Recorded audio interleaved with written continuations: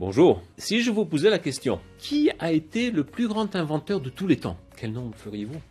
Certains pourront dire Léonard de Vinci. Ou si on regarde dans les temps plus récents, on pourrait dire Thomas Alva Edison, celui qui a inventé l'ampoule électrique et qui n'a pas inventé que ça. Il a inventé aussi le précurseur du tourne-disque, donc les machines musicales. Aujourd'hui, c'est MP3, c'est téléphone. Et il a aussi inventé le cinéma. Mais peut-être il y en a un qui est encore plus grand. À mon avis, c'est Nikola Tesla. Rien à faire avec les voitures, ils ont copié le nom. C'est grâce à lui qu'on a le courant alternatif dans nos maisons, et pas courant continu que Edison voulait, qui aurait été un grand désastre. Télécommunications sans fil que nous avons aujourd'hui. Moi, je dirais que peut-être le plus grand homme inventeur de tous les temps, c'est un Danois, qui s'appelle Ole Kirk Christiansen. Avez-vous entendu parler de lui? Honnêtement, moi non plus, avant de préparer cet épisode pour TorahBox. Mais c'est l'inventeur du Lego. C'était un fabricant de jouets en bois. Et en 1932, dans son atelier, il a inventé le Lego. Et je postule que le Lego, peut-être, c'est une invention. L'invention des inventions, c'est une invention qui nous permet d'être inventeurs. C'est une invention géniale. Qui ne se rappelle pas, avec les Lego, d'avoir construit des maisons, des voitures, des trains, des petites villes, tout. Et en fait, c'est un concept qui a été copié par beaucoup, parce qu'il y a d'autres modèles de construction. Certains ont joué au mécano. En Italie, c'était le Plastic City, qui était une mauvaise copie du Lego. Aux États-Unis, il y a les Clics. Plein de façons d'inventer pour pouvoir tout le monde être inventeur. Et si on pousse cette réflexion un peu plus loin, je veux parler de l'inventeur des inventeurs. Et pour ça, j'ai besoin de faire une petite introduction technique. Et un petit rappel sur l'atome. L'atome, qui est la base fondamentale de toute la création, il est composé d'un noyau qui a des protons et des neutrons. Je ne vais pas parler des neutrons ni des particules sous-atomiques pour simplifier la discussion. Donc il y a des protons au centre et ils ont une certaine charge électrique positive, et il y a des électrons très éloignés et très petits et très légers qui ont une charge égale mais négative. Et donc pour chaque électron, il y a toujours un proton, pour chaque proton, il y a un électron, donc il y a une neutralité électrique dans l'atome. Et ce qui est fascinant quand on regarde le tableau périodique de Mendeleïev, tous les éléments, la seule différence entre les éléments, c'est le nombre de protons et d'électrons. À chaque fois on ajoute un proton et un électron, on a un élément nouveau. On a l'hydrogène, un proton et un électron, on ajoute un proton et un électron, on a l'hélium, etc., etc. Regardons quelques exemples fascinants. Par exemple, notre vieil ami le carbone. Le diamant, il a 6 électrons. On sait de quoi on parle. Que pensez-vous que va se passer si on ajoute un proton et un électron? Pensez peut-être quelque chose d'un peu plus lourd, un peu plus azote, un gaz. Prenons l'élément numéro 79, que beaucoup d'entre nous aiment beaucoup, l'or. L'or, on connaît, c'est un matériau précieux. En fait, il est utilisé aussi au niveau médical. Il est fantastique, l'or. Un peu cher. Si on ajoute un électron et un proton, qu'est-ce qu'on a? Mercure. Mercure, c'était l'espèce de liquide métallique qui était dans les vieux thermomètres. On ne le fait plus comme ça aujourd'hui. Et c'est un métal très toxique. Les vapeurs sont très toxiques. Et alors, on voit, on ajoute juste un proton et un électron, un petit bout de Lego ici. Pas seulement on change la forme, on change complètement les propriétés et l'état, solide, liquide ou gazeux.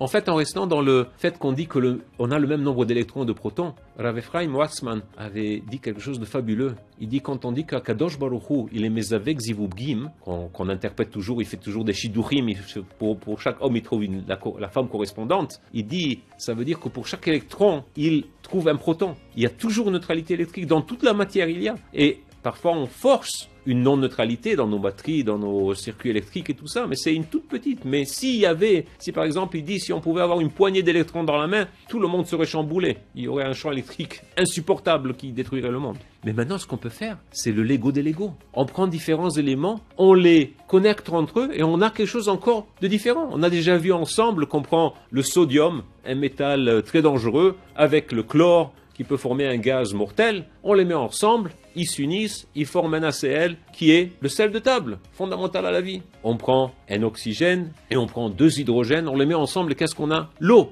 élément fondamental à la vie. On prend un carbone, on connaît bien notre carbone, n'est-ce pas? Et on l'unit avec 2 oxygènes, on a du CO2, qu'est-ce que c'est? C'est les bulles dans notre Coca-Cola ou dans notre eau gazeuse.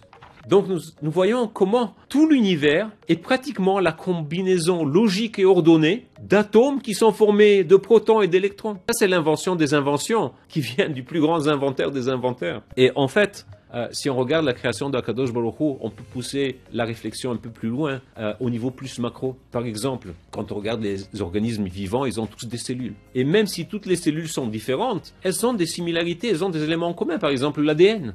l'ADN, Bill Gates, le fameux Bill Gates, il disait, c'est comme un programme informatique, mais d'une complexité tellement plus énorme que le programme le plus compliqué informatique qu'on a jamais développé. Et qu'est-ce que c'est que l'ADN? L'ADN, c'est juste 4 molécules qui sont ordonnées sur une double hélice. Et de la façon dont elles sont ordonnées, ça peut changer complètement si par exemple c'est un homme, un singe ou un éléphant. En fait, l'homme, le singe et l'éléphant, ils ont plus que 90% de l'ADN en commun. Et c'est intéressant comme Masechet Sanhedrin, il disait comment dans la Dora Pelaga, la tour de Babel, ceux qui se sont rebellés en faisant la tour de Babel, il y en a qui ont été punis et ont été transformés. Des hommes ont été transformés en singes et en éléphants. Et c'est pour ça que quand on voit un singe ou un éléphant au zoo, il faut faire une beracha, Baruch Meshaneh et Aberiot. Béni soit-il, Hachem qui rend des créatures différentes. Et nous pouvons aller à un niveau macro un peu plus grand.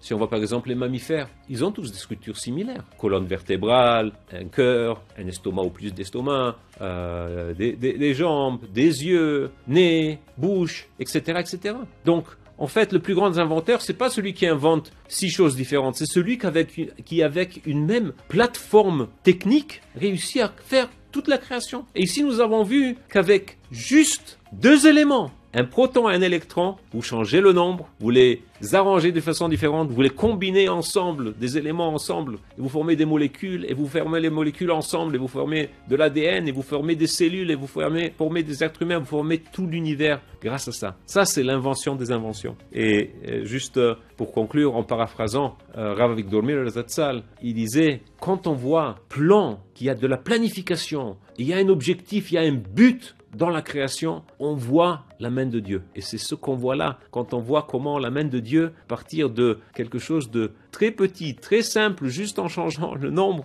il a réussi en les arrangeant de façon absolument fantastique à créer ce merveilleux univers que nous avons. Marabou Maaser Hashem.